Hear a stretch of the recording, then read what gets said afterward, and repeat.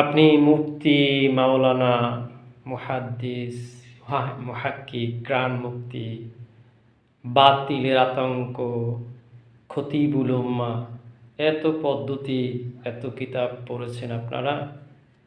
এত কিতাব পড়ে তারপর যদি আহলে বাইত, উম্মাহাতুল মুমিনিন, রাসূলুল্লাহ সাল্লাল্লাহু আলাইহি ওয়াসাল্লামের ব্যাপারে শব্দচয়ন আপনাদের স্লিপ অফ টার্ন হয়, তাহলে সেটা যদি আপনাদের স্লিপ অফ টার্ন হয়, আপনারা নাকি জাতির রাহবার, জাতির নেতা হবেন, দেশ পরিচালনা করবেন, তো মুহাম্মদ সাল্লাল্লাহু আলাইহি সাল্লামের ব্যাপার যদি আপনার স্লিপ অফ টার্ন হয়, এই মুফতি ডিগ্রি, মুহাদ্দিস, মুফাসসির, এত ডিগ্রি অর্জন করে কী লাভ হলো? সাহাবায়ে আজমাইনদের তো এত ডিগ্রি ছিল না, কিন্তু তাদের দিলে ইশকে রাসূল, হুব্বে রাসূল, আদবে রাসূলে ভরপুর ছিল।